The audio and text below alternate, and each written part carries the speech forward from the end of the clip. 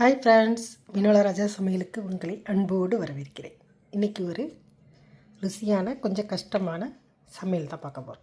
இது ஆட்டோட கிட்னி. நம்ம ஊரில் இது சும்மா ஒரு பீஸ் போடுறதுக்கு அவ்வளோ சொல்லி வச்சு வாங்கணும். நம்ம பாருங்கள், இங்கே ஃப்ரான்ஸில் இது தனியாகவே கிடைக்கும். என்ன பொருள் வேணுமோ நம்ம அப்படியே தனித்தனியாக வாங்கிக்கலாம். இது 1 கிலோ வாங்கியிருக்கோம்.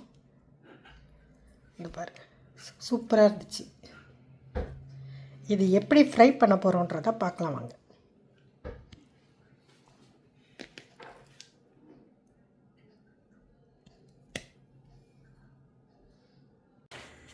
நான் இதை குக்கரில் தான் செய்ய போகிறேன்.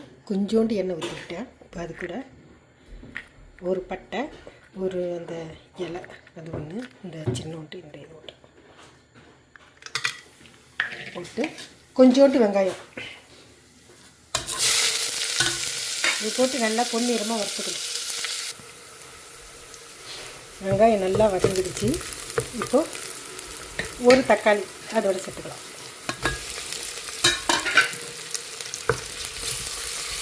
இதை நம்ம குழம்பு மாதிரி செய்ய போகிறோம்ல, வறுக்க தான் போகிறோம். இது நல்லா ஒரு 5 நிமிஷம் அப்படியே நல்லா குழையிட்டோம். அதுக்குள்ளே இது நான் கட் பண்ணி வச்சுருக்கேன். இந்த மாதிரி பீஸாக கட் பண்ணியிருக்கேன். கட் பண்ணி நல்லா கழுவிட்டு தயிர் போட்டு ஊற வச்சுருக்கேன். இது எப்படியா இருந்தாலும் இது ஸ்மெல் அடிக்கும். அது எடுக்கிறது தான் டெக்னிக். தயிர் போட்டு நல்லா ஊற வச்சுட்டேன். இப்போ தயிர் போட்டு ஊற வச்சுட்டு சுடு தண்ணியில் கழுவிட்டு திருப்பி மஞ்சத்தூள் போட்டு ஊற வைப்பேன்.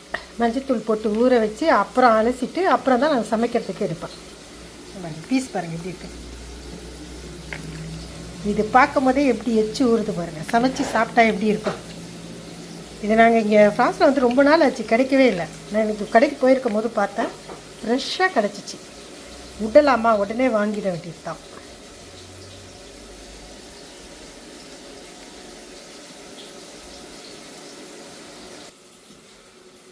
இப்போது மஞ்சத்தூள் போட்டு இதை நல்லா ஊற வச்சிடணும். எல்லாமே ஒரு 10 நிமிஷம் ஊறணும். அப்போ தான் அந்த வாடை இருக்காது.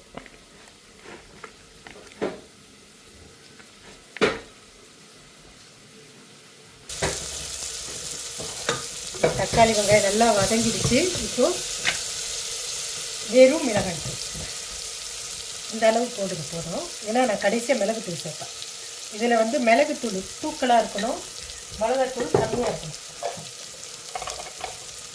அப்புறமா இந்த சின்ன ஸ்பூனில் நச்சரம் தூள் 2 ஸ்பூன், அப்புறம் 1 ஸ்பூன் மல்லித்தூள். இன்னும் கொஞ்சம் சேர்த்துக்கலாம், ஏன்னா 1 கிலோ கறி. தேவையான அளவு உப்பு நல்லா கலக்கிடுங்க.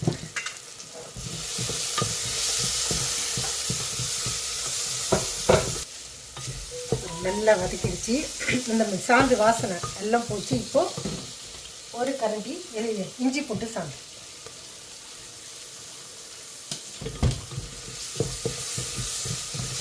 அது கூட ஒரு 1/2 கப்பு தயிர்,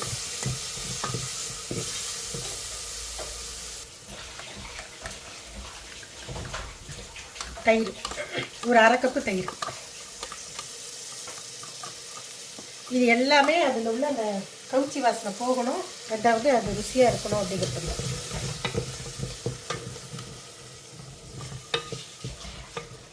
கிரேவி மாதிரி இருந்துச்சு. இது நான் குக்கரில் தான் செய்ய போகிறேன்.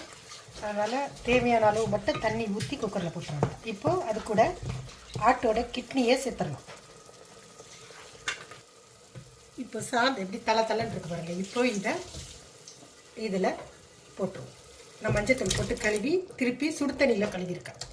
இதை நீங்கள் எப்போதும் அலசும் போது சுடு தண்ணியிலேயே அலசுங்க. அப்போ தான் கொஞ்சம் நஞ்சம் இருக்கிற அந்த ஸ்மெல்லும் போயிடும். சாப்பிடும் போது உங்களுக்கு ஆட்டுக்கறி சாப்பிட்ற மாதிரி தான் இருக்கும். ஆனால் பயங்கர வேலை இது. ஆனால் டேஸ்ட்டு சூப்பராக இருக்கும், உடம்புக்கும் ரொம்ப நல்லது. இப்போ தேவையான அளவு தண்ணி சேர்த்து இதை குக்கரில் ஒரு 5 விசில் வச்சு எடுத்துக்கலாம். கிடையாது.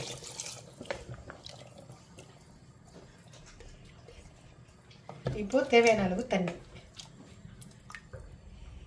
இது சீக்கிரமே வெந்துடும் தான். ஒரு 5 விசில் இருந்தால் போதும். ரொம்ப தண்ணி வச்சா அப்புறம் அதை வேற சுண்ட வச்சுட்டு இருக்கணும். இப்போ இது வேக வச்சுட்டு வந்துடலாம்.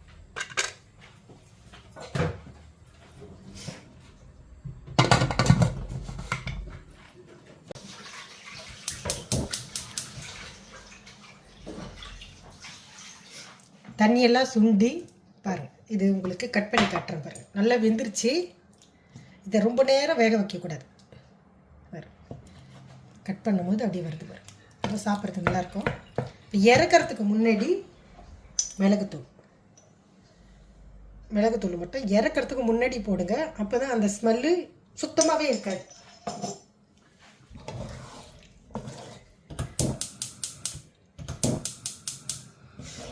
அந்த நல்லா அப்படியே அந்த மிளகுத்தூள் அதில் பறந்து வர்ற மாதிரி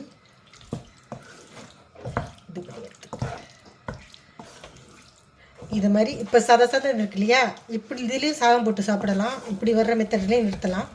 நான் கொஞ்சம் மொறுன்னு வர்ற மாதிரி நிறுத்த போகிறேன். அப்போது இன்னும் ஒரு 5 நிமிஷம் இது நல்லா பெரிய தீயில் வச்சு ஃப்ரை பண்ணிக்கிறேன்.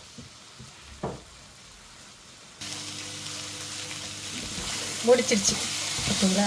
எப்படி மொறுன்னு வந்துடுச்சு பாருங்கள். முதல்ல சதான்னு இருந்துச்சு. இது மொறுன்னு சாப்பிட்டா சூப்பராக இருக்கும். சுடுது, கையாலே செய்யல. சரி,